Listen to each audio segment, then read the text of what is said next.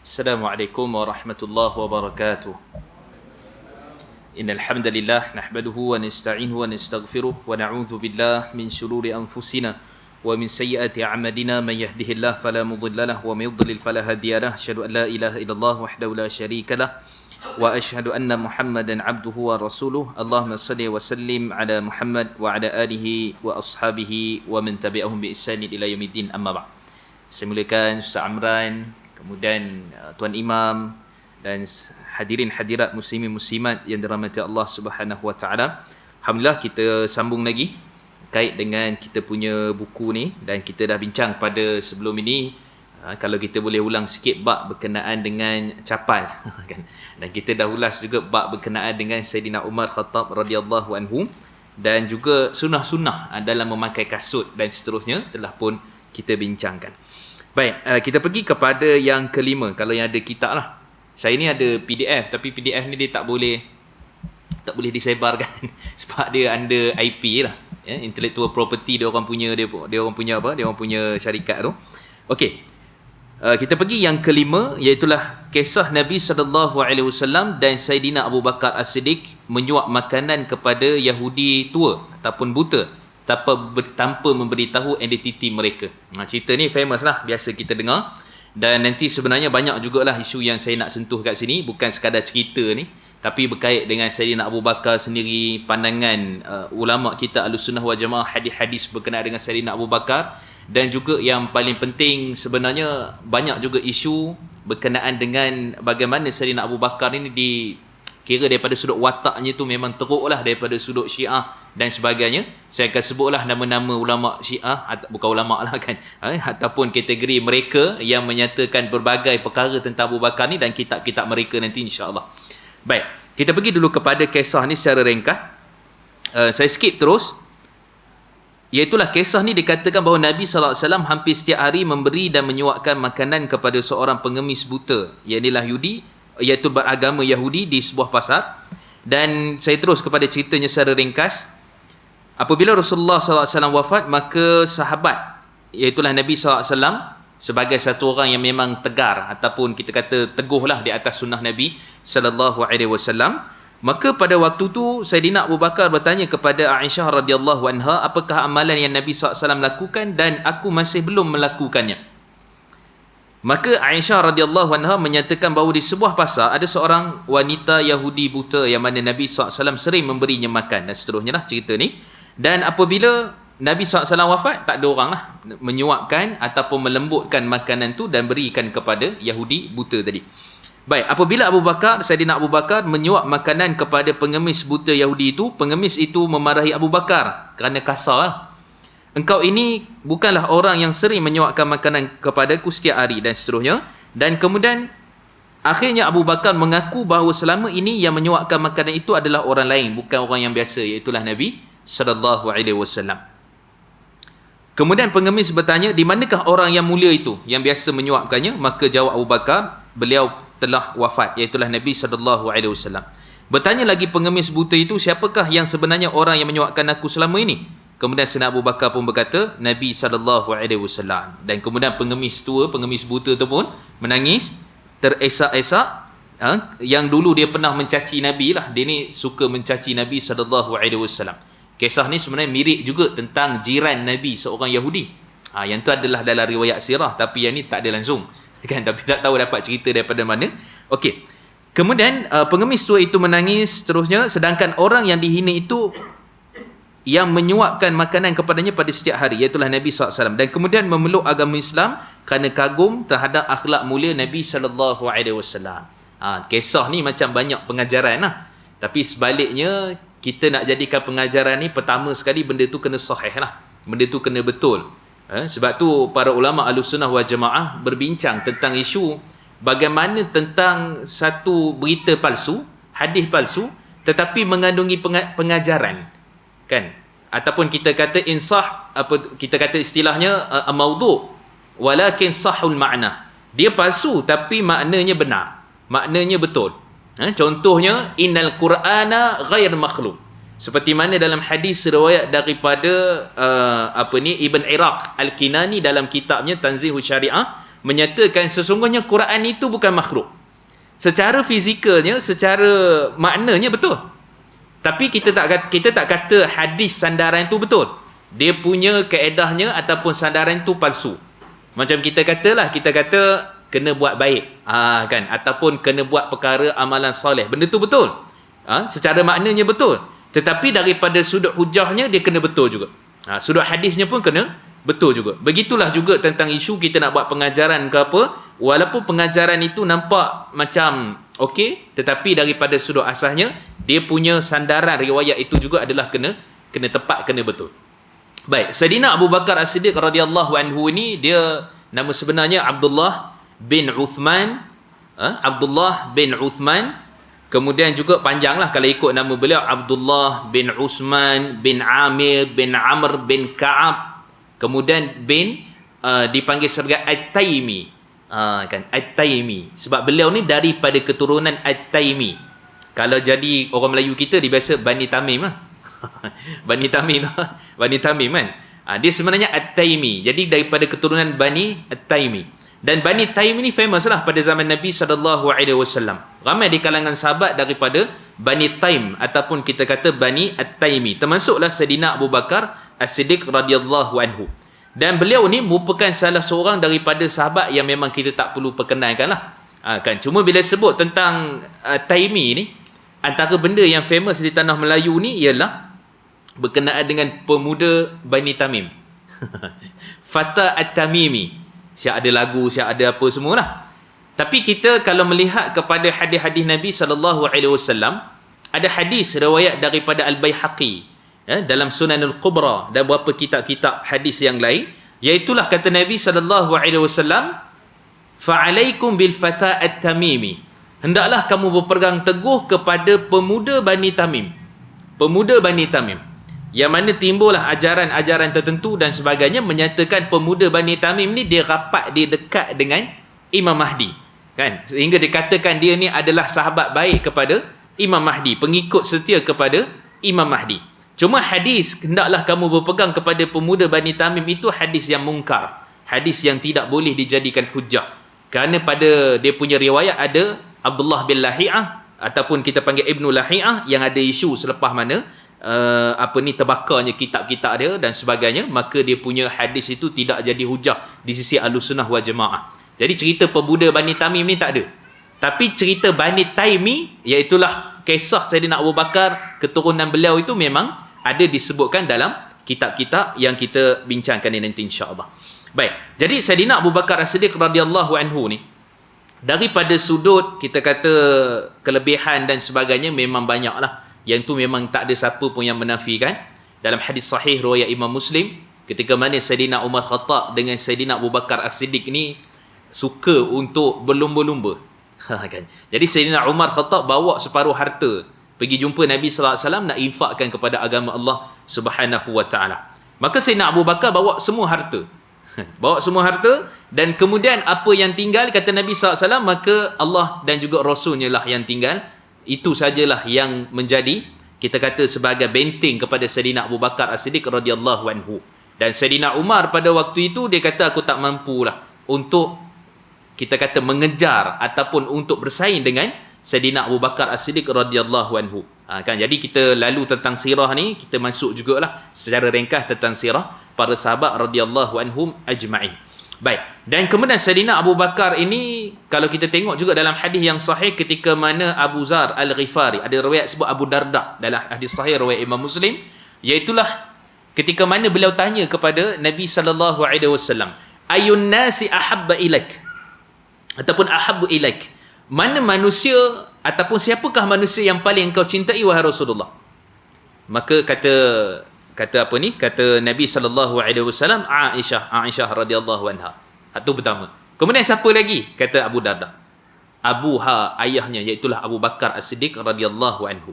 Dan kalau kita tengok juga dalam hadis-hadis sahih yang lain, Sayyidina Abu Bakar ini menjadi salah seorang daripada khalil, kan, teman yang paling rapat untuk Nabi sallallahu alaihi wasallam dan seterusnya. Jadi kita tengok banyaklah kelebihan Sayyidina Abu Bakar As-Siddiq ketika mana di dalam gua, Cuma sirah tentang ular, nak patuk apa semua tu, yang tu tidak sahih lah. Tak apa, nanti kita akan lalu tentang tu. Dan Allah sebut dalam surah Taubah, Allah quote pada ayat yang ke-40. Allah sebut dalam surah Taubah ayat 40, Allah menyatakan bahawa idhuma fil ghar idh yaqul li sahibi la tahzan innallaha ma'ana. Ketika mana mereka berdua, Nabi SAW dan juga Abu Bakar, berada di dalam gua. Dan pada waktu itu, ketika mana berada dalam gua tu, kemudian jangan takut, la tahzan, jangan kamu takut, kerana ada yang ketiganya, iaitulah Allah Subhanahu wa taala yang akan membantu dan juga akan memberi pertolongan kepada kita semua. Kan, jadi ini kita kata, walaupun tak sebut jelas, tapi semua para ulama tafsir menafsirkan surah Taubah ayat ke-40 tu adalah namanya Abu Bakar, sebab diguna huma, fa'il. Humar, fa'il pula. Ada diguna kata ganti nama. Kan? Kata ganti nama. Jadi bila guna kata ganti nama tu tak jelas apa. Idhuma, ketika mana mereka berdua. Kan? Yang disebut dalam kita kata dalam Quran ni, salah seorang nama sahabat Nabi SAW Zaid saja dalam surah Ahzab ayat 37. Nama Zaid. Zaid saja yang ada betul-betul nama dalam Quran. Sahabat lain tu tak ada. Cuma dia sebut kata ganti nama. Termasuklah Saidina Abu Bakar As-Siddiq radhiyallahu anhu. Kita kata walaupun tak sebut nama tu secara jelas, tapi dia menunjukkan kemuliaan para sahabat. Dan semua ulama Ahlussunnah dalam tafsir mereka, rujuklah Tabari, rujuklah Qurtubi, Ibnu Kathir dan semua sekali, maka kita akan nampak bahawa mereka menyatakan yang kedua itu adalah Abu Bakar. Itu kelebihan Saidina Abu Bakar As-Siddiq radhiyallahu anhu. Dan juga dalam hadis riwayat daripada Anas bin Malik radhiyallahu anhu, ketika mana Nabi sebut tentang sidq wa syahidain, ada satu orang yang benar dan dua orang yang menjadi syahid, iaitulah Saidina Abu Bakar As-Siddiq radhiyallahu anhu, Saidina Umar dan juga Saidina Uthman. Ketika mana duduk atas Uhud, kan Uhud bergegar, tuan-tuan biasa dengar tentang hadis tu, ketika mana di atas gunung Uhud tu bergegar Uhud tu, kemudian Nabi kata diam, kerana di atasnya ada satu orang yang benar dan ada dua orang yang akan mati syahid. Kan, walaupun disebut dalam hadis tu secara jelas belum mati syahid lagi, tetapi mereka tetap, Saidina Abu Bakar, Saidina Umar, Saidina Uthman meneruskan perjuangan Islam. Tak adalah mereka relax je kan, nak masuk syurga dah ni, syahid dah ni, relax je lah kan. Tak, mereka terus berperang, melakukan yang sebaik mungkin untuk agama Allah Subhanahu wa ta'ala. Baik, kenapa dia digelar As-Siddiq?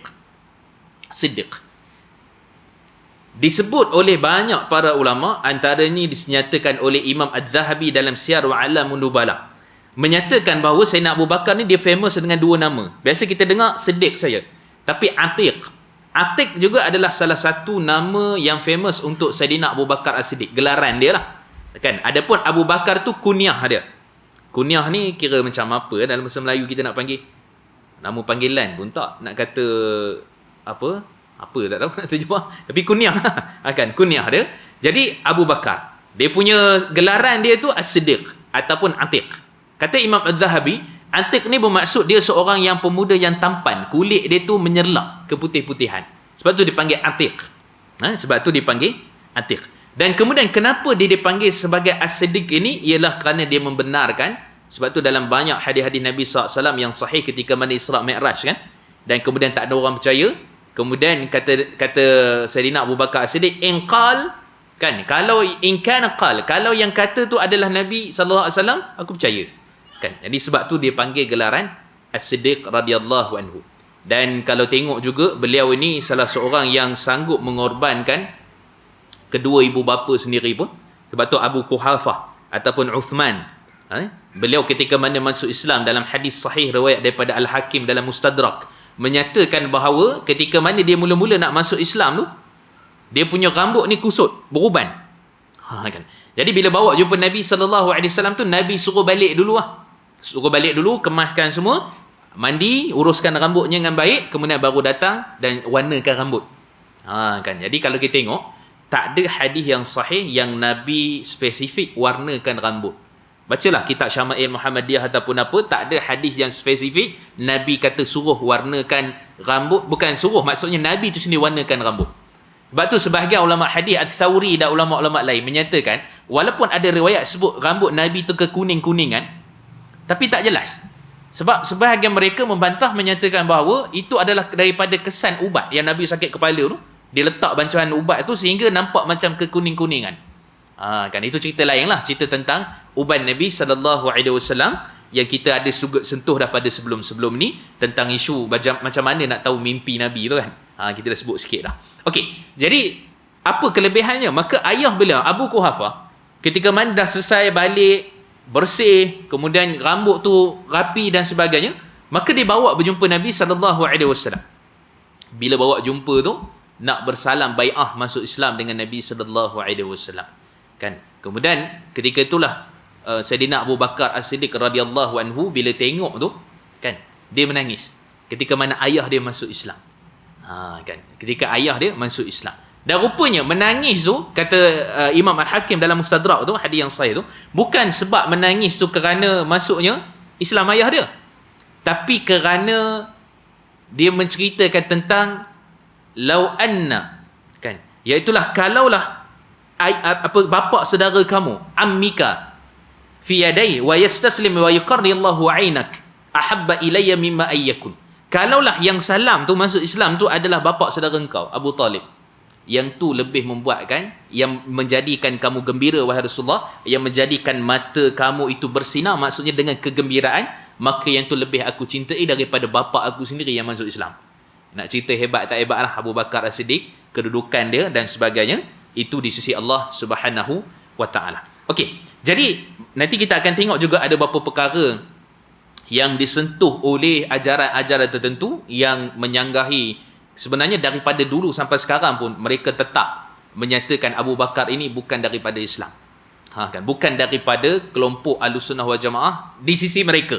Yang mereka rasa kelompok Ahlussunnah wal Jamaah. Antaranya ialah Syiah. Maka Syiah antara golongan yang sangat teruk. Sebab tu disebut oleh Al-Kulaini dalam kitabnya Al-Usul Minal Kafi. Al-Usul Minal Kafi, ataupun dipanggil istilahnya Usulul Kafi. Ini kitab Syiah. Al-Kulaini kata, selepas mana Nabi SAW wafat ni, umat Islam semua keluar murtad, melainkan 4 orang. Abu Zar, Salman Farisi, kemudian juga Miqdad bin Al-Aswad dan Ali radhiyallahu anhu. Jadi mereka je yang masih Islam. Yang lain Abu Bakar, Umar, Uthman, semua sekali murtad, keluar daripada agama Allah Subhanahu wa ta'ala. Jadi itu kita kata bibit-bibit pertama yang mereka cuba bawa, yang mereka tak setuju dengan kepimpinan dan juga khalifah Sayyidina Abu Bakar As-Siddiq radhiyallahu anhu. Itu yang pertama. Yang kedua, disebut pula oleh ramai juga di kalangan mereka, antaranya Al-Majlisi dalam kitabnya Biharul Anwar. Kitab ni sebenarnya tuan-tuan, kalau kita kaji tengok, ramai dan famous juga orang selalu quote perkataan-perkataan tu. Dan dia ingat itu daripada ulama Ahlussunnah wal Jamaah. Al-Majlisi ni daripada ulama Syiah. Kitabnya Biharul Anwar. Kalau silap tengok tu dia jadi macam apa? Sahih Bukhari. Kan? Biharul Anwar tu seakan-akan Sahih Bukhari. Sebab tu hari tu ada keluar sesiapa yang mengucapkan Merry Christmas maka dia telah kafir. Riwayat daripada Nabi SAW dalam kitab Biharul Anwar. Kita kata siapa yang pandai-pandai reka hadis ni? Kan? Dah lah reka bukan Ahlussunnah wal Jamaah, reka atas nama Syiah pula dah. Kan? Dia lebih-lebih lagi daripada Syiah. So hati-hatilah. So Biharul Anwar yang ditulis oleh Al-Majlisi kata apa? Tentang Abu Bakar As-Siddiq radhiyallahu anhu. Beliau menyatakan bahawa ada 3 bahala. Ada 3 bahala. Maka bahala yang paling besar sekali yang perlu dihapuskan ialah Abu Bakar, Umar, Uthman. Jadi ini 3 bahala yang paling besar di sisi Syiah. Sehinggalah sampai dia orang punya apa kita kata Al-Kishi sebut dalam kitab dia juga Ar-Rawdah, disebut Al-Iyashi dalam kitab dia. Banyak kitab-kitab Syiah ni yang semua tu sama je. Kata orang kampung, spacing je tuan-tuan. Kan? Sama je. Semua mengkritik Abu Bakar, menyatakan Abu Bakar kafir, sesat dan sebagainya. Ahli neraka, mereka laknat. Bahkan ada doa mereka sebut. Macam mana nak laknat sahabat-sahabat ni? Ada doa. Yang ni lah kita kata sebagai satu perkara yang memang besar di sisi Ahlussunnah wal Jamaah, menganggap Abu Bakar sekian-sekian dan sebagainya, itu bukan termasuk daripada ajaran yang sebenar. Jadi kita kena hati-hatilah kalau ada orang. Sebab tu saya selalu pesan kepada kita semua, tengok kepada riwayat, tengok kepada sebaran, tengok kepada berita-berita. Kalau ada tak kena sikit je tentang sahabat tu, kita boleh detect lah. Dia rendahkan sikit sahabat, dia kata sahabat ni begini-gini, yang ni seorang yang apa, dengki, Seorang sahabat ni seorang yang apa, kuat merajuk, sahabat ni apa kita kata kuat cemburu, hati-hati. Jadi riwayat-riwayat seperti ini nak kena teliti betul-betul. Saya tak nafikan ada yang sahih, tapi nak pastikan sahih itu sangat sikit, yang banyak rekaan itu terlalu banyak. Ini antara perkara yang perlu diperhatikan. Okey. Kemudian seterusnya kita nak pergi kepada apakah sebab ataupun pandangan para ulama mengenai riwayat ini. Baik. Kisah ini palsu disebabkan beberapa alasan. Bila sebut palsu ni, dia tak boleh dijadikan hujah walaupun untuk pengajaran. Kerana dia libat sahabat. Kerana dia libat perkara-perkara yang mana dia ada riwayat. Dia ada riwayat. Baik. Jadi, pertama, Nabi SAW mempunyai geraran as-sidqi ataupun al-amin. Dan dakwah Nabi SAW adalah menyampaikan tauhid. Maka dalam kisah ini, Nabi SAW hanya menyuapkan makanan saja tanpa menyeru Yahudi itu kepada tauhid, kepada Allah Subhanahu Wa Taala, menceritakan kebesaran, kehebatan zat ataupun apa kita kata asma ataupun rububiyah ataupun uluhiyah Allah Subhanahu Wa Taala. Cuma dakwah macam tu saja ke? Kan orang kata itulah dakwah secara sifat. Kan dakwah secara kita kata akhlak yang baik. Dah, sebenarnya dakwah itu adalah kepada tauhid. Sebab tu 13 tahun di Mekah tu adalah tauhid. 13 tahun di Mekah tu ada juga adab dan akhlaknya, tetapi fokusnya adalah tauhid kepada Allah Subhanahu Wa Taala. Ketika mana Allah sebut dalam Quran, kalau tuan-tuan perhati tengok ayat bentuk-bentuk Mekah ni, Makkiyah ni. Apa maksud Makkiyah? Apa maksud ayat Makkiyah? Ayat yang turun sebelum hijrah. Itu yang paling tepat. Disebut oleh Syekh Manaq Qattan dalam Mabahis fi Ulumul Quran, disebut oleh As-Sabuni, disebut juga oleh ulama-ulama yang lain. Kan? Jadi maksudnya itu yang paling tepatlah, kan? Okey, dia tak kira dia Taif ke, di sekitar tu ke dan sebagainya, maka dia adalah termasuk daripada ayat Makkiyah. Jadi kalau tengok ayat Makkiyah tu mesti akidah. Kan? Ada kalanya ya ayuhan nas, ada kalanya ya bani Israel, ada kalanya ya bani Adam. Jadi bila sebut tentang ya bani Adam, ya bani Israel, ya ayuhan nas itu biasanya fokusnya adalah merujuk kepada apa ni, masyarakat Mekah itu sendiri berbentuk akidah. Jadi itu akidah, bukan akhlak yang utama. Kan? Sebab dalam riwayat itu tak ada sebut sepatah pun cerita tentang Nabi berdakwah tentang tauhid kepada Allah Subhanahu Wa Taala. Sedangkan Abu Talib ketika nak meninggal pun Nabi dakwah kan, ya ammi qul la ilaha illallah, wahai pak saudaraku sebut la ilaha illallah. Lepas tu ada Abu Lahab pun semua. Abu Lahab kata ayah kita tetap di atas agama kita yang dulu. Kan? Dalam riwayat Al-Bukhari dan juga dalam riwayat Imam Muslim. Kan? Dia kata kita kena tetap atas agama kita yang dulu dan kita jangan ikut Muhammad ni. Jangan ikut Muhammad. Sebab tu ada 4 bapa saudara Nabi ni yang sempat pada zaman Nabi ni. Mak saudara tu ramai, tapi pak saudara Nabi ni yang 4 sempat pada zaman Nabi ni ialah Abu Talib, Abu Lahab, Hamzah, Al-Abbas. So 2 masuk Islam, 2 tak masuk Islam.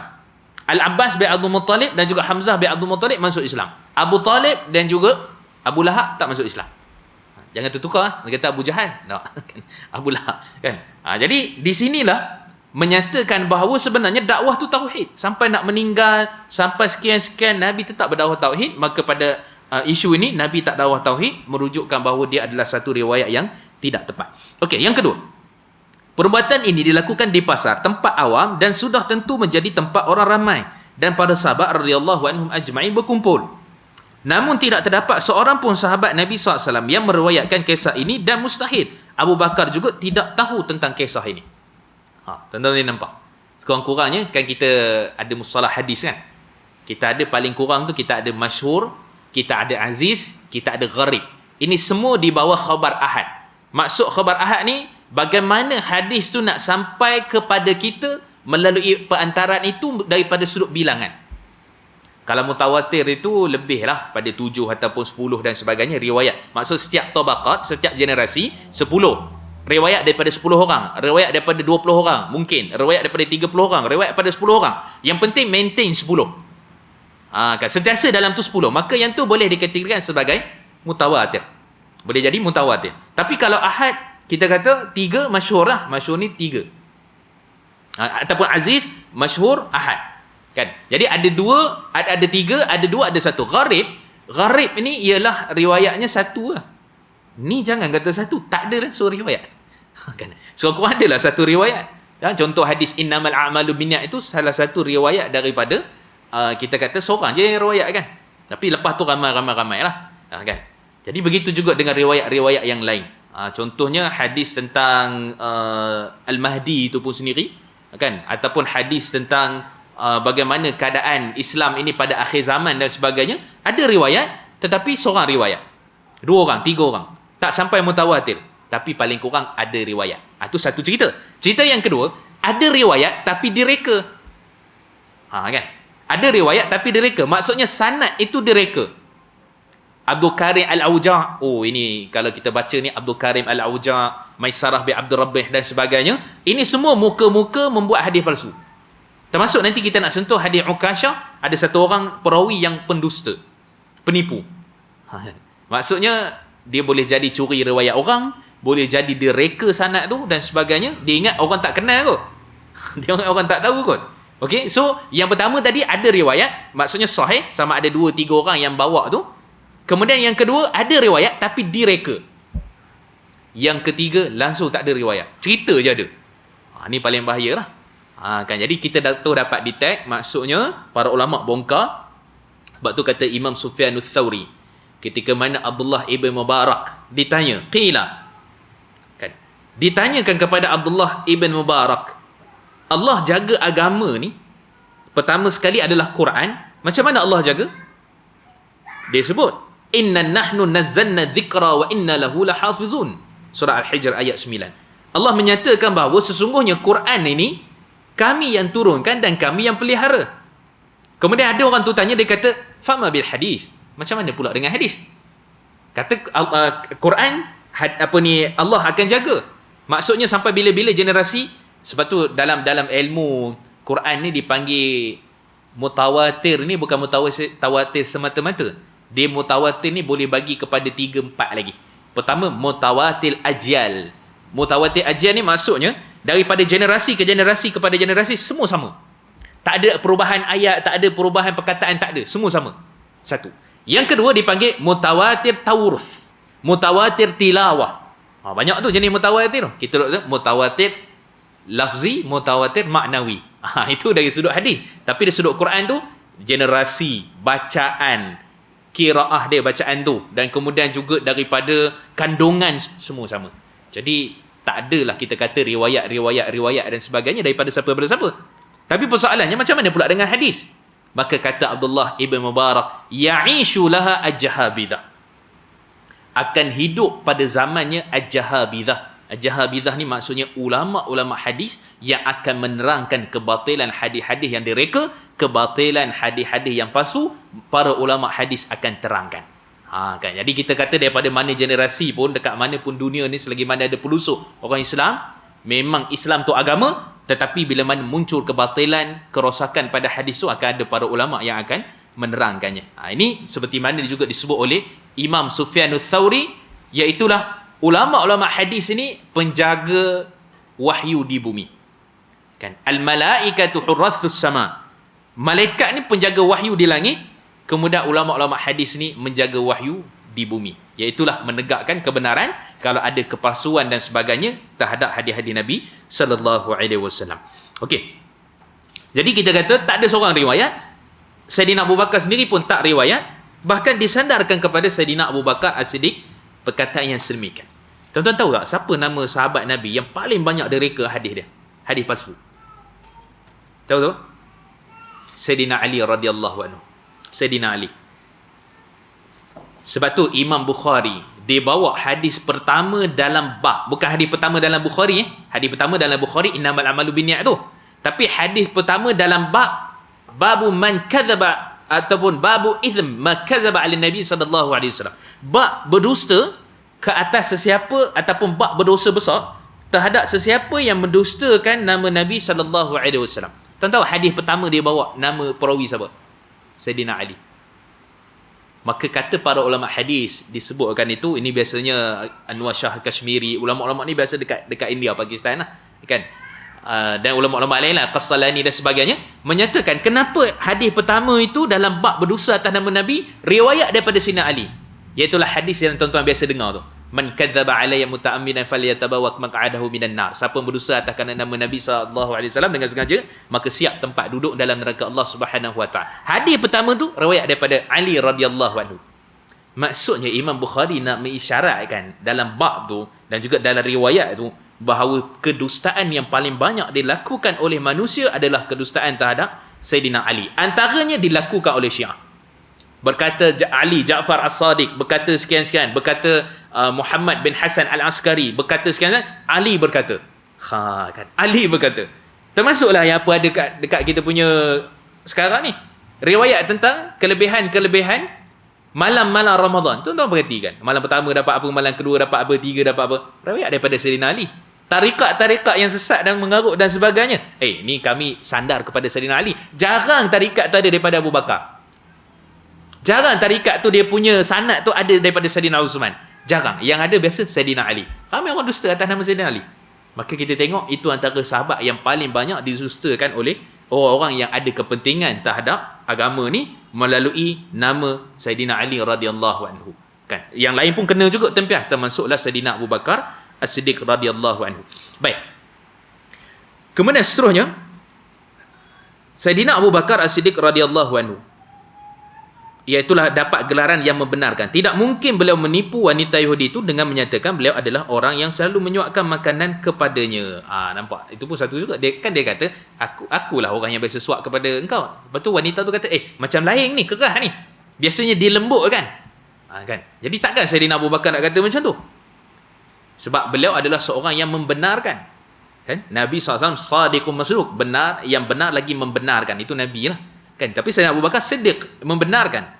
Jadi kalau kita lihat dekat sini, banyaklah antaranya Allah sebut dalam surah Az-Zumar ayat 33 ni, kalau tuan-tuan tengoklah pada buku tu, Allah menyatakan bahawa walladzi jaa'a bisidqin wa saddaqa bih ulaika humul muttaqun. Dan orang-orang yang membawa kebenaran Muhammad dan yang membenarkan kebenaran Nabi sallallahu alaihi wasallam, maka itulah orang-orang yang bertakwa kepada Allah Subhanahu wa taala. Maka semua penafsiran para ulama, bukalah mana-mana kitab tafsir juga, maka akan menyebut tentang apa yang dinyatakan sebagai yang sidq itu membawa kebenaran dan membenarkan tu adalah Sayyidina Abu Bakar As-Siddiq radhiyallahu anhu. Kan, jadi apa dia punya pengajaran daripada kisah ini? Pertama, kita jadikan para sahabat ni semua tu sebagai contoh teladan, dan dia punya cerita tu, kisah tu kena betul dan tepat. Dia bukan satu cerita yang direka. Ni boleh buat satu kuliah ni.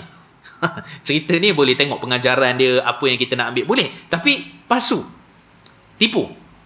Maka kita tak nak berdusta ke atas nama Nabi, kita pun tak nak berdusta atas nama para sahabat radhiyallahu an ajma'in. Walaupun maksudnya benar, walaupun maksudnya betul, kan? Walaupun pengajarannya itu ada, tapi kita kena berhati-hati. Baik. Kemudian kita masuk yang ke seterusnya. Saya ambil dua lah malam ni insya-Allah. Mana yang sempat lah. Kisah Ukasyah yang ingin memukul Nabi SAW sebelum baginda wafat. Tu kalau saya kejar tu, tu yang tengah rem tu. Saya ingat jauh lah kena tinggal tu. Okey. Baik, Ukasyah adalah sahabat Nabi SAW. Jadi kita nak tengok ni cerita tentang Ukasyah yang menuntut bela supaya dia ini nak pukul balik Nabi SAW. Cerita ni pun famous lah. Kita baca dulu. Sayyidina Abdullah bin Abbas menceritakan suatu ketika sebelum Nabi SAW wafat. Baik, tuan-tuan kena perhati. Banyak orang nukil juga daripada Abdullah bin Abbas. Terutamanya dalam riwayat tafsir. Kena hati-hati. Dalam riwayat tafsir, banyak Imam At-Tabari, sebab Imam Tabari ni dia punya style dia memang dia suka bawa sanad. Itu style dia. Tafsir At-Tabari, Syekhut Tafasir, ulama tafsir yang pertama lah, Al-Imam At-Tabari. Dia selalu nukilkan daripada Abdullah ibn Abbas. Tapi bila diteliti, bila tengok balik tuan-tuan, tak banyak riwayat yang dinukilkan itu sahih. Boleh dikira lah, maksudnya riwayat yang dinukil kepada Abdullah bin Abbas itu kena perhati betul-betul. Maksud kita kena check balik lah. Jangan kata daripada sekian-sekian, daripada apa, Mujahid, daripada Ikrimah, ataupun daripada siapa, daripada Qatadah, daripada Abdullah ibn Abbas dan sebagainya. Kita kena perhati elok-elok. Kita boleh sebut kan, tetapi untuk confirmkan ini benar pendapat Ibn Abbas, iaitu perlu kepada penelitian yang lain pula. Kan? Sebab dalam kitab tafsir banyak sebut nukilkan daripada Abdullah Ibn Abbas. Kalau hadis senang, dia boleh cari rawi dia dan sebagainya. Tapi kitab tafsir tu agak sukar sikit. Okey. Abdullah bin Abbas menceritakan. Ni lah termasuk kisah ni lah. Kisah Ukasyah ni. Ni riwayat pada Abdullah bin Abbas. Tuan-tuan pernah baca tak kisah Salman Al-Farisi masuk Islam? Panjang cerita dia kan. Dia dengan ayah dia kena gari, kena ikat, kemudian masuk Majusi, kemudian masuk Kristian kan. Kemudian pindah ke macam-macam tempat lah, ke Yaman, sampai akhir sekali ke Madinah. Yang tu dalam riwayat Imam Ahmad, hadis sahih daripada Abdullah bin Abbas. Jadi nak kena teliti lah. Bukan setiap semua ada nama sahabat je, riwayat tu kira sahih. Antara yang tak sahih riwayat ni lah. Okey. Dikatakan daripada Abdullah ibn Abbas menceritakan, satu ketika sebelum Nabi SAW wafat, baginda memerintahkan Bilal untuk melaungkan azan. Para sahabat datang berduyun-duyun ke masjid Nabi SAW memenuhi seruan azan meskipun waktu salat belum tiba. Nabi SAW masuk ke dalam masjid dan seterusnya. Kemudian baginda Nabi SAW bersabda, wahai orang-orang yang beriman, aku adalah Nabi utusan Allah, pemberi nasihat dan pembawa kebenaran kepada kalian. Nampak macam okey je kan? Tengok riwayat tu macam okey je. Okey. Kedudukan aku di antara kalian bagaikan seorang saudara atau seorang ayah yang sangat kasih kepada anak-anaknya. Apabila ada di antara kalian yang merasa pernah dizalimi, aku berharap dia mahu menuntutnya daripadaku di dunia ini sebelum datangnya tuntutan yang amat dahsyat pada hari akhirat kelak. Berulang kali Nabi SAW mengucapkan kata-kata itu, tetapi tidak ada suara yang mahu menyahutnya, sehinggalah pada waktu tu Ukasyah bin Mihsan, beliau berdiri dan memecahkan kesunyian pada waktu itu, aku ya Rasulullah, yang aku mengajukan tuntutan kepadamu. Mendengar kata-kata itu, Ukasyah seperti itu. Okey, kemudian semua tu macam, apa dia ni kan? Apa dia ni nak tuntut-tuntut daripada Nabi pula tu? Nabi, Rasul tu. Kan para sahabat semua terdiam lah. Kemudian kata Ukasyah, kata Nabi SAW, biarkan Ukasyah mengajukan tuntutan kepadaku. Kata Nabi SAW menenangkan hadirin, aku lebih bahagia apabila aku boleh menunaikan di dunia ini sebelum tibanya hari kiamat kelak. Kemudian seterusnya, ya Rasulullah, peristiwa ini terjadi pada waktu peperangan Badar. Kata Ukasyah, pada waktu itu untaku berada di sekian-sekian. Panjanglah cerita ni tuan-tuan. Tapi yang pastinya, ketika mana Ukasyah dia kata nak tuntut balik, kezaliman lah yang Nabi pernah buat kat dia. Nabi pernah pukul belakang dia. Jadi dia pun kata waktu tu kan Nabi bagi, yalah siapa nak tuntut balik kezaliman tu, ni hampir-hampir Nabi nak wafat lah cerita ni. Maka Ukasyah pun minta nak tuntut balik. Jadi bila nak tuntut tu, Ukasyah keluarlah nak pukul Nabi lah kononnya. Tiba-tiba tak pukul. Yang berlaku apa? Dia pergi cium belakang Nabi SAW. Kan? Cerita ni nampak macam bagus lah. Tapi kita tengok daripada sudut riwayat dia. Pertama sekali, kita nak pergi dulu ialah berkenaan dengan siapa Ukasyah ni. Kalau tuan-tuan nak letak nama anak ke apa, yang paling tepat sekali dia bukan Ukasyah. Jadi kaf tu disabdukan. Itu bacaan paling tepat. Ukasyah. Ain, kaf, alif, shin, ta. Ukasyah. Kaf pula dah. K tu dua. Kan ain, K, Uka, H-Y-A-S lah. Ukasyah. Itu lebih tepat. Ukasyah bin Mihsan ni, antara sahabat yang mana beliau juga terlibat dengan Badar, peperangan Badar. Dan kemudian beliau ni wafat pada waktu ketika mana agenda riddah, murtad pada zaman Sayyidina Abu Bakar As-Siddiq. Waktu peperangan golongan-golongan murtad pada zaman Abu Bakar As-Siddiq radhiyallahu anhu. Maksudnya selepas zaman Nabi tu Ukasyah ni masih hidup lah. Kan sempat pada zaman Sayyidina Abu Bakar As-Siddiq radhiyallahu anhu. Dan beliau ni merupakan salah seorang sahabat yang dijamin syurga juga. Kan salah seorang sahabat yang dijamin dengan syurga. Sebenarnya tuan-tuan, banyak sahabat jamin syurga. Bukan 10 kan. Yang 10 tu mungkin tuan-tuan pernah tahulah, riwayat Al-Imam Tirmizi daripada Abdurrahman bin Auf. Yang mana Abdurrahman bin Auf kata Nabi SAW bagi tahu ni dalam syurga, Abu Bakar dalam syurga, Umar dalam syurga dan sebagainya lah. Sehinggalah kepada Sa'ad bin Zaid, Sa'ad bin Abi Waqqas, kemudian juga seterusnya. So ada 10 orang sahabat. Yang 10 tu sebut dalam satu riwayat. Sebab tu dipanggil Asyara Mubasyirin Al-Jannah ataupun Asyara Mubashirun. 10 yang dijamin syurga. Sebab sebut dalam satu riwayat. Muawiyah tak masuk syurga? Muawiyah masuk syurga. Dalam hadis riwayat Al-Bukhari kata Nabi SAW, awalul jais yaghzu fil bahr. Tentera pertama yang akan berjuang di laut. Bila tengok dalam sejarah, tentera Muawiyah lah yang mana tentera pertama yang berperang dekat laut. Dan kemudian dalam hadis tu Nabi sebut mereka dijamin syurga. Ya, Muawiyah dijamin syurga. Syiah punya teruk dengan Muawiyah bin Abi Sufyan ni. Sampai orang Melayu pun tak letak nama anak Muawiyah. Cuba cari tuan-tuan. Saya ingat saya anak Maulana Nasri je nama Muawiyah. Betul ni. Cuba saya cari yang nama Muawiyah. Mungkin sebab tu kot jahat Muawiyah ni. Zaman Ali kan dia perintah apa semua, rampas dia punya apa pentadbiran macam-macam lah kan. Tapi Nabi jamin syurga. Bukan setakat tu. Nabi jamin syurga juga dalam riwayat Imam Ahmad. Hadis ni hasan status dia. Tuan-tuan familiar lah kat hasan, sahih pun okey lah kan. Tak ada masalah lah. Okey. So dalam hadis tu Nabi sebut Zaid bin Amr bin Nufail darajatan fil jannah. Zaid bin Amr bin Nufail 2 darjat dekat syurga. Sahabat kot. Termasuklah Ukashah bin Mihsan. Maksudnya kalau tanya saya, berapa orang sebenarnya sahabat masuk syurga? Boleh kata kebanyakan semua dijamin syurga.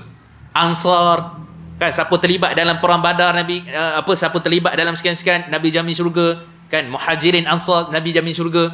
Jadi kita nak kata bukanlah 10 orang, tetapi hakikatnya ramainya sahabat-sahabat yang dijamin syurga. Termasuklah Ukashah bin Mihsan. Satu hari dalam riwayat Imam Muslim hadis sahih, ketika mana beliau duduk dengan Nabi SAW dan Nabi cerita tentang 70,000 70,000 orang masuk syurga tanpa hisab.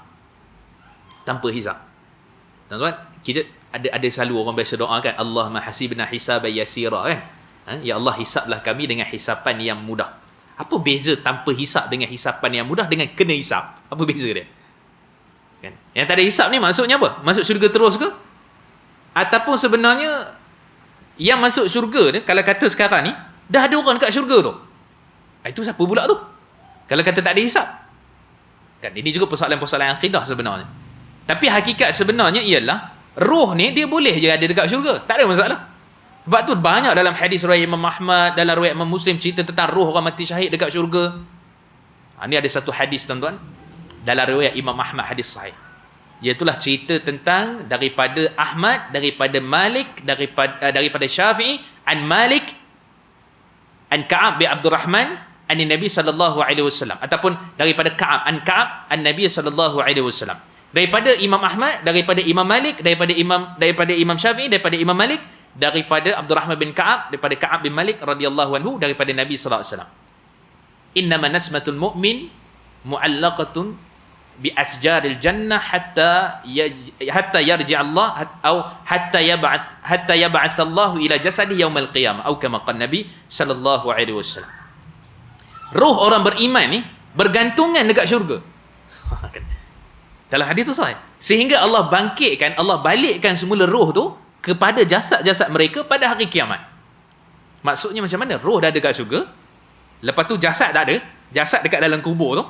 Dan kemudian dekat hari akhirat nanti Allah akan balikkan, hidupkan balik jasad tu dan roh tu bagi balik untuk hisab dan sebagainya. Adakah begitu konsep dia? Kalau ikut hadis tu macam tu lah. Sebab tu Al-Imam Ghazali, saya suka pandangan Imam Ghazali dalam bab ni.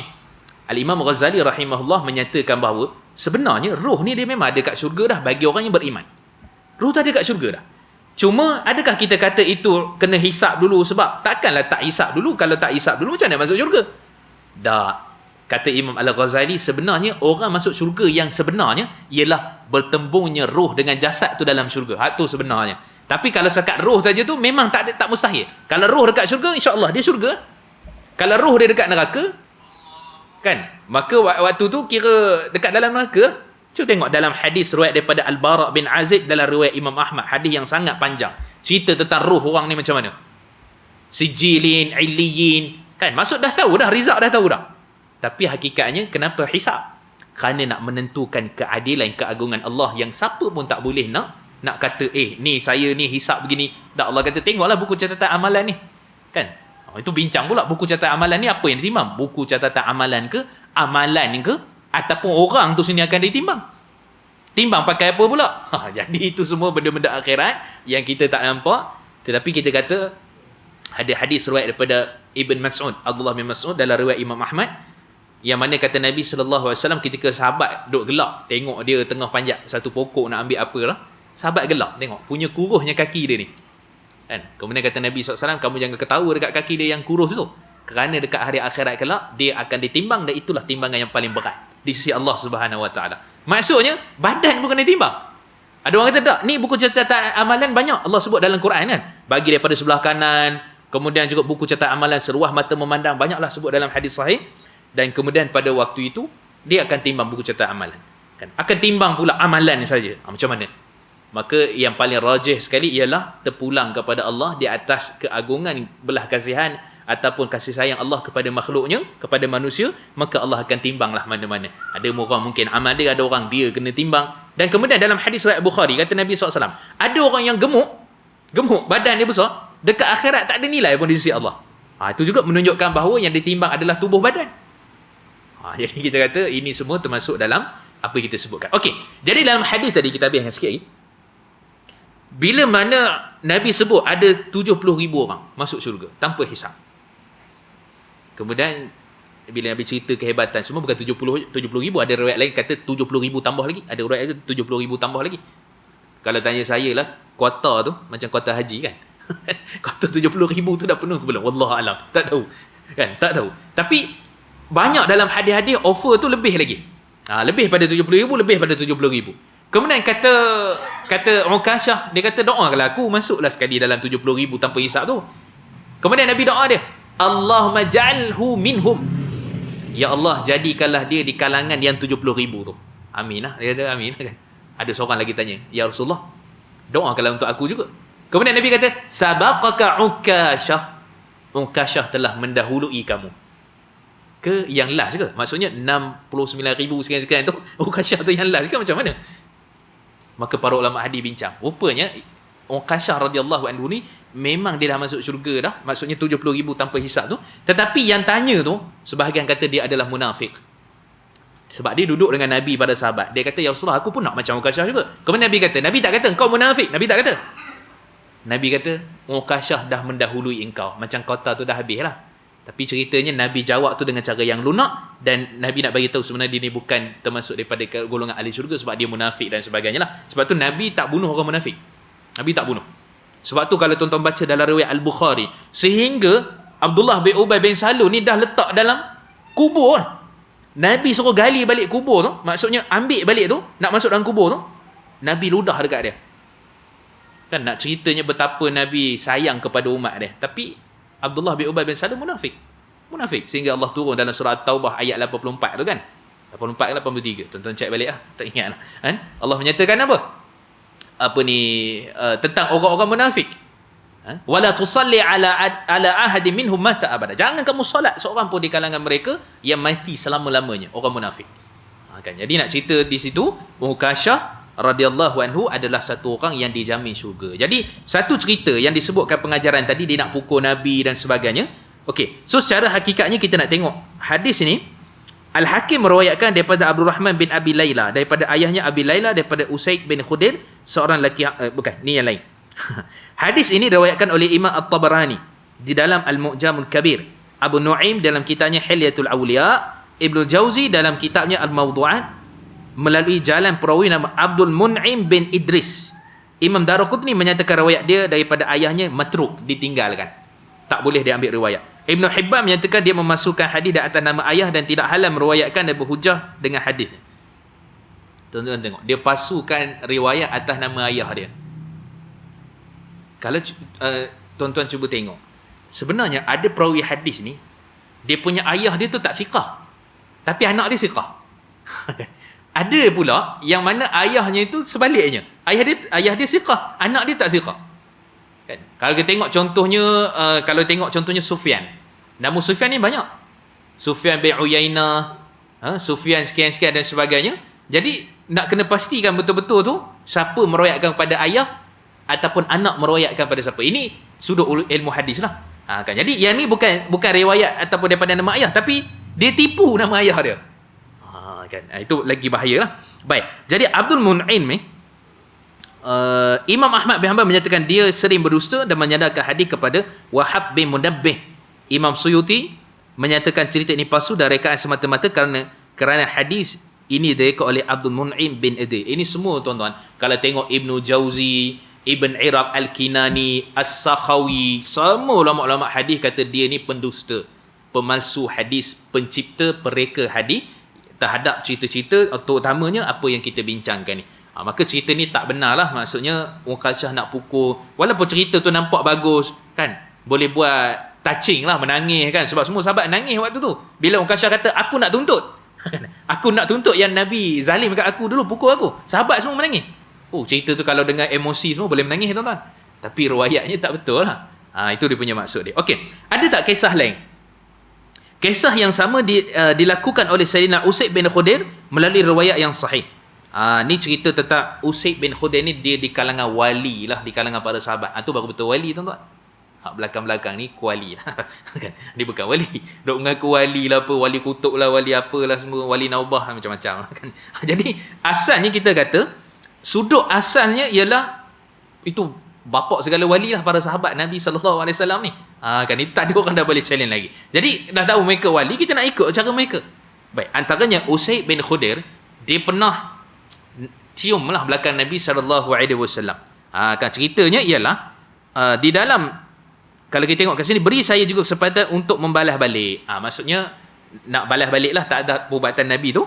Dan kemudian Usaid berkata lagi, engkau memakai baju wahai Rasulullah, sedangkan ketika engkau memukul aku tidak memakai baju. Maka Rasulullah SAW mengangkat bajunya, lalu Usaid langsung memeluk Nabi SAW dan mencium pinggangnya baginda Nabi SAW sambil berkata, ini yang aku inginkan wahai Rasulullah. Hadis ni riwayat Al-Hakim dalam Mustadrak, Syekh Syu'aib Al-Arnaud dalam Tahqiq Musnad Imam Ahmad menyatakan hadis ini sahih di atas syarat Bukhari dan Muslim. Syekh Muhammad Nasruddin Albani dalam Tahqiq Mishkat menyatakan hadis ini sahih. Kan. Jadi maksudnya, kalau kita nak cerita, jangan buat cerita orang Kasyah tu. Buat cerita Usaid bin Khudair. Perkenalkan watak siapa Usaid bin Khudair ni. Kan, dia ni satu orang memang di kalangan zuhud, kan, sehingga kan dia dalam riwayat yang sahih juga sebut Allah nak dengar dia punya malaikat nak dengar suara dia mengaji dan macam-macam lagi lah. Banyak kelebihan-kelebihan Usaid bin Khudair. Kan antara yang buat macam ni juga, antaranya ialah Sahal bin Sa'ad. Sahal bin Sa'ad ni dia nak terus baju jubah Nabi. Sehingga sahabat kata, engkau ni pantang nampak Nabi pakai jubah baru. Kan, sentiasa tanya. Bila tanya tu, Nabi akan bagi. Tanya gini, ya Rasulullah, cantik jubah. Contoh kan, tanya macam tu. Nabi terus bagi. Nabi terus bagi. Tak ada kata, ya Rasulullah boleh tak nak jubah. Tak ada. Nabi terus bagi. Terus tukar. Kan? Jadi ada sahabat kata, engkau ni Sahal bin Sa'id, kenapa engkau buat macam tu? Dia kata, sebenarnya aku nak buat kain kafan. Kan? Nak buat kain kafan, nak ambil berkat dengan baju jubah yang pernah dipakai oleh Nabi SAW.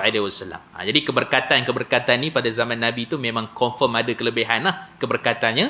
Satu, kita dah sebut dah sebelum ni kan, disebut oleh Syekh Dr. Sulaiman Najib, Syekh Ahmad Taimur Bashar dan ulama-ulama lain. Kalau confirm benda tu kesan daripada Nabi SAW, wujud, rambut ke janggut, confirm, boleh bertabaruk. Tak ada ulama khilaf dalam bab tu. Tapi masalahnya tak confirm. Tak tahu siapa punya janggut, tak tahu siapa punya rambut. Kan, jadi masalah daripada sudut tu lah. Okey, jadi itu antara kelebihan daripada Usaid bin Khudair radhiyallahu anhu. Dan saya rasa cukup dulu lah kot sekadar ni. Nanti kita bincang pula tentang biawak beriman. Kisah biawak beriman.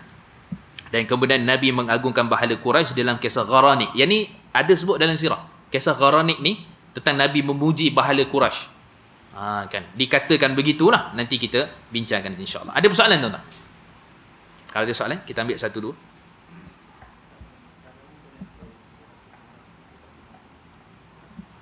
Sekarang ni macam mana kita nak tahu orang tu munafik ataupun tidak? Pertama sekali, kalau sebut tentang munafik ni ada dua. Satu munafik i'tiqadi, akidah. Satu munafik yang dipanggil fa'li, perbuatan. Semua ayat dalam Quran, kalau kita tengok daripada surah Al-Baqarah tu cerita tentang orang munafik daripada ayat yang ke-7. Kan? Lepas dua ayat je cerita tentang orang kafir. Ayat pertama sampai ke-5 cerita tentang orang beriman. Ayat ke-5 ke-6 ke-7 cerita tentang orang-orang kafir. Innal ladzina kafaru sawa'un 'alaihim a anzartahum dan seterusnya. Dan kemudian wa minan nasi may yaqulu amanna billahi wa bil yaumil akhir wa ma hum bimu'minin. Semua yang disebut dalam Quran tu munafik i'tiqadi. Munafik akidah. Maksudnya dia menzahirkan nampak Islam tapi dia tak Islam. Tapi semua munafik, ciri-ciri munafik yang disebutkan dalam hadis, yang tu munafik perbuatan. Kan? Ayatul munafiq salasa dalam riwayat Bukhari, kan, tak ada orang munafik ada 3 dan seterusnya lah. Bila idza wa'ada akhlafa, bila berjanji dia mengingkari dan seterusnya. Yang tu munafik perbuatan. Jadi beza dengan i'tiqad. So kalau hari ni kita nak kenal, kita nak tengok orang yang mana i'tiqad dia salah ataupun i'tiqadnya tak benar, tak betul, maka yang tu munafik yang lebih besar. Kita jangan kategorikan pula orang munafik ni sama je dah. Dia ada i'tiqad. Macam Syiah itu i'tiqadi. Dia kata dia sayang sahabat, sayang ahlu bait, tapi sebenarnya dia lah paling perosak sekali. Kan. Jadi itu sebenarnya munafik i'tiqadi, bahkan bukan Islam pun. Bukan Islam pun. Jadi ciri-ciri munafik ada sudut akidah, ada daripada sudut perbuatan. Kalau seorang tu dia berjanji dia dusta, amanah tak tunai, jangan kata dia kafir. Yang tu kita kata munafik perbuatan lah. Jadi perbuatan itu dia dosa besar. Tapi berbeza dengan yang Allah sebut dalam Quran daripada ayat yang ke-8 wa minan nasi may yasud sampai ayat yang ke-20. Itu semua cerita munafik i'tiqadi, akidah. Dan begitulah surah munafik dan sebagainya, semua munafik berkait dengan akidah. Macam mana kita nak kenal orang pada hari ini? Kita kena bahagikan tu. Kalau kata munafik pada sudut akidah, dia punya pegangan apa semua, tapi hakikat berbeza. Kan? Dia memang itu, sebab tu taqiyah tu penting dalam ilmu, dalam Syiah tu. Nampak ahlu sunnah kan? Dia sebenarnya munafik. Kan? Itu benda yang paling bahaya lah. Kan? Itu satu. Yang kedua daripada sudut perbuatan. Jadi perbuatan ini, cuma hukum orang munafik ni apa? Bila dah kenal orang munafik, hukum orang munafik apa? Kalau tengok daripada sudut kita kata ayat Quran dan hadis-hadis Nabi SAW, nampak hatta Sayyidina Umar, Sayyidina Abu Bakar sendiri pun kita kata kenapa Nabi tak bunuh je Abdullah bin Ubay bin Salul tu? Sedangkan Ra'sul Munafik, ketua orang munafik, anak dia Islam. Sebab tu tuan-tuan baca dalam Rakhikum Makhtum, Syekh Saifur Rahman Mubarak Furi sebenarnya nukil jugalah daripada riwayat sirah-sirah yang lain. Anak dia Abdullah bin Ubay bin Salul. Anak dia nama Abdullah juga. Anak Ubay bin Salul yang ketua munafik tu kan. Dia kata siap tahu pada Nabi, ya Rasulullah, biar aku je yang bunuh bapa aku. Nabi kata jangan. Jangan bunuh. Jangan bunuh bapa engkau. Maksudnya nak ceritanya walaupun munafik tapi Nabi tak bunuh. Jadi kita hari ini kita tak tahu. Sebab tu kena belajar. Bebaskan ciri-ciri munafik dari sudut akidah, bebaskan ciri-ciri munafik daripada sudut amalan supaya kita tak termasuk dalam tu. Tapi kalau ada orang kita nampak macam tu, kita kena bezakan. Tak boleh hukum sekali lah. Kan? Cuma kita kata kaedah salaf, kita nyatakan bahawa wallahu nahnu nahkumu bidzawahir wallahu yatawallas sarair. Kita hukum secara zahir.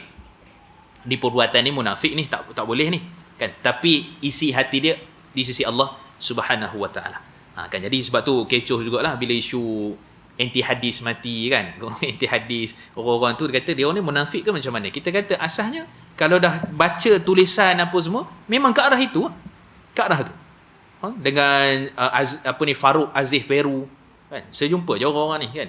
Farouk Aziz Peru, ayah dia tu baik lah. Ayah dia tu bagus, tapi dia tu sendiri macam mana, golongan yang semualah Quraniun apa Quranis ni. Kan, jadi itu antara golongan yang nampak nak membawa Islam tu, tapi hakikatnya mereka mentohmah hadis-hadis Nabi SAW. Tak ada ikut Nabi, tak boleh buat apa. Kan? Tak jadi apa lah.